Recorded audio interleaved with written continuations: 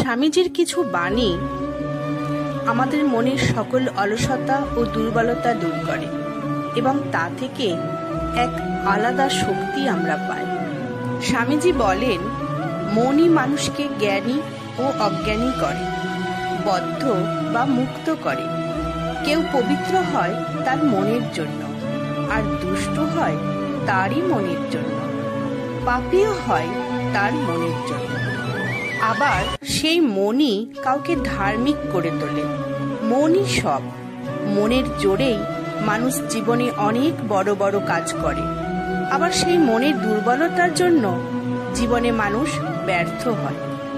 স্বামীজি বলতেন, ভারতবর্ষে বিশ্বাসের শক্তিকে কাজে লাগিয়ে যারা রোগ ভালো করে থাকেন, তারা তাদের রোগীদের এই কথাগুলো বারবার উচ্চারণ করতে আদেশ করেন। আমার শরীর নিরোগ, আমার শরীর নিরোগ। রোগী সেই মতো কথাগুলো বারবার উচ্চারণ করতে করতে মনের শক্তিতে একদিন রোগকে ভালো করে তোলে। তাই আমরা যদি নিজেদেরকে দুর্বল, পাপী ও গুণহীন বলে ভাবি, তাহলে সত্যিই আমরা তাই হয়ে যাব। আমরা যে মহাশক্তির অধিকারী তা জানলে ও বিশ্বাস করলে আমাদের ভেতর থেকেই সেই শক্তি আসবে। স্বামীজি এটাই বলেছেন যে আমরা পারবো, সব পারবো। স্বামীজি বলেছেন, চুপ থাকারও কিছু উপকারিতা আছে। কিছু কিছু সময় আমরা কথা বলেই অনেক সমস্যার সমাধান করে ফেলি। আবার কোনো কোনো সময় তার উল্টোটাই ঘটে আমাদের সাথে। আমরা অনেক সময় পরিস্থিতি বুঝে চুপ করে থাকাটাই শ্রেয় মনে করি।